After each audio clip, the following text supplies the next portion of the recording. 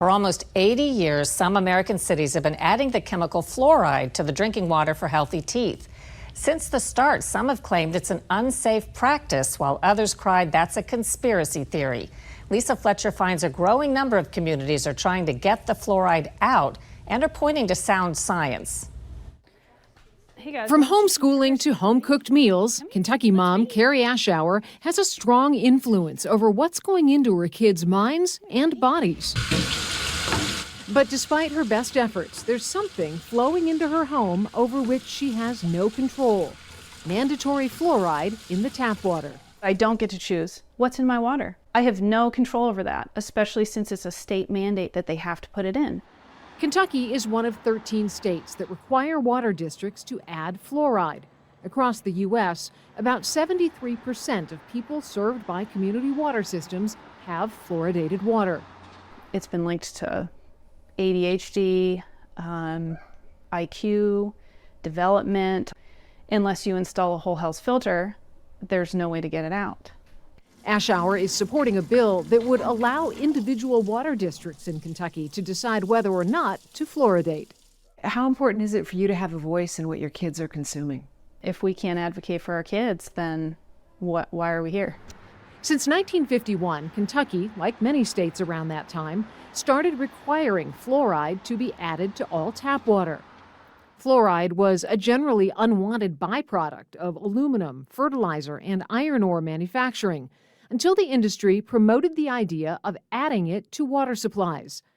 Today, selling fluoride used in water is a $1.2 billion a year global business, and one that has rarely been without controversy, starting in the 1950s, with concerns ranging from fluoride being a communist plot to undermine public health, to it being a form of mandatory medication. Now, there is a modern and growing body of research suggesting that fluoride may be linked to health issues like bone fractures, joint problems, and neurological issues, especially in children. Fluoride is a neurotoxin.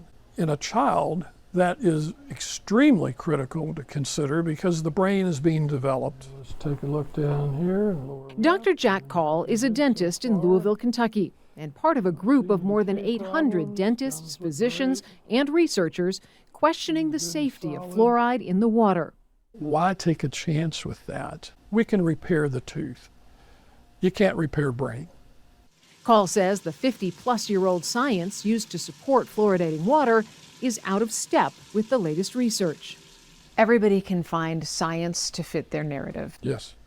What makes the science behind fluoride being dangerous to you more reliable and more trustworthy? These recent studies in the last 7 or 8 years, they've been funded by the National Institutes of Health.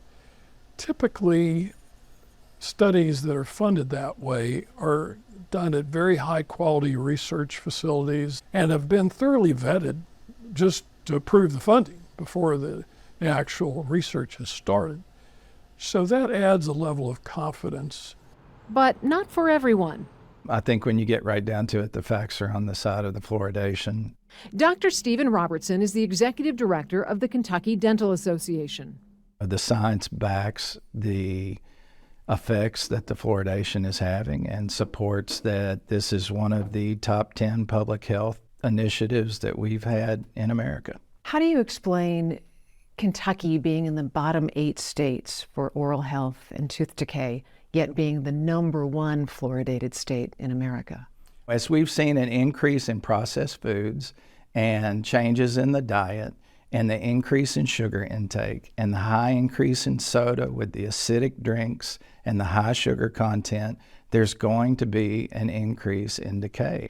There are doctors and researchers that we've spoke to who have said when they try to have a conversation about the facts of fluoridation, there's a deflection to sugar or to diet rather than going back and forth about the risks and rewards of fluoridation.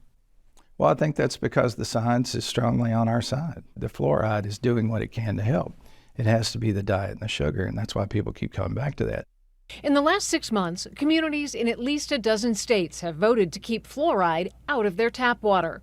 Since 2010, it's been removed from more than 150 towns or counties. Just this week, a California court ruled in support of a ban to adding fluoride to drinking water across the country. The court found evidence that fluoride poses an unreasonable risk to health, particularly for children. The Environmental Protection Agency could challenge that ruling, which could send the case to the Supreme Court.